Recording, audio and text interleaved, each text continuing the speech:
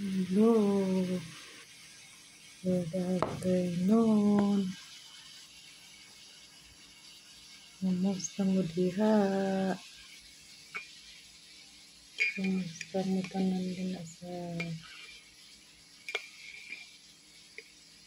Pilipinas na ano sa maayong panlawas. Happy Sunday sa tanan.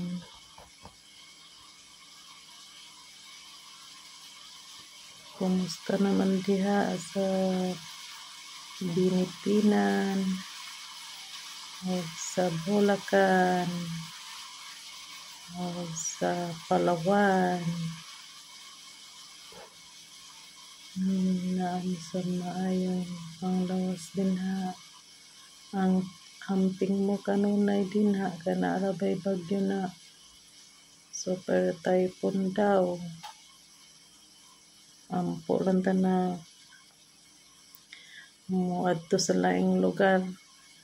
Di ba tunaw na hindi na matuloy ang bagyo.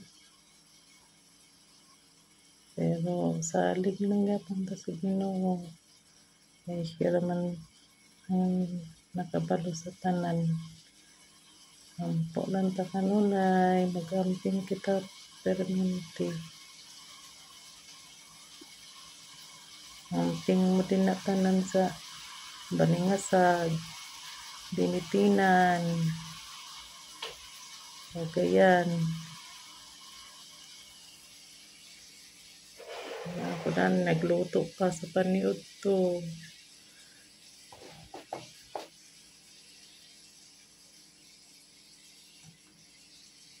Nagluto pa dan sa paniud to.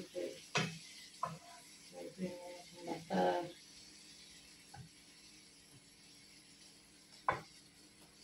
Nagluto pa ang kipol. Ayan. Nagluto pa ang paniud to.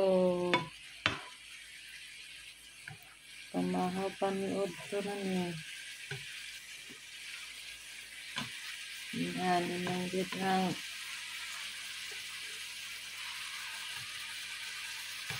mauna man di mata ang inahan sa kanunay magluto. Ang uban nangatulog pa ang uban. Ang dalaga naglaag-laag. Gusto na siya makipaglaag sa ako pero ikapoy man ko eh. Kung sa iya na si Regina lang maglaag tuwa siya, gilarga. Sakay-sakay sa tren. Gilaay siguro to siya kaya gilakaw. Tugtan na lang. Kung muli na rin siya. Siya pa dugay pag-uli. Pa man siya nakauli. Ito na itong dalaga. Ganina naman ito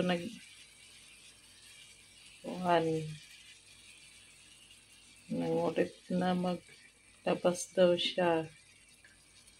Nagtingin-tingin daw siya sa iyang ibenta.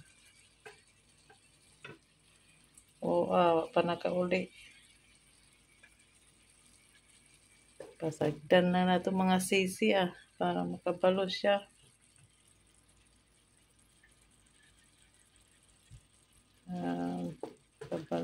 Makabalo na siya ba?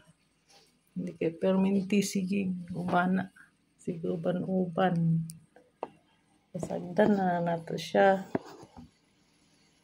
para makabalo siyang kaugalingon. Hindi kay perminti sige uban. Pero okay ra magyapon sige uban. Pero mas maganda rin may sarili na siyang kaugalingon niyang ba. Makabalo siya.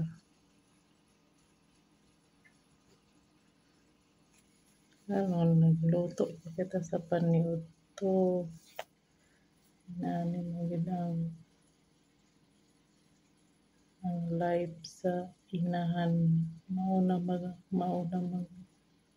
mata, magluto, maglaba, maglimpyo.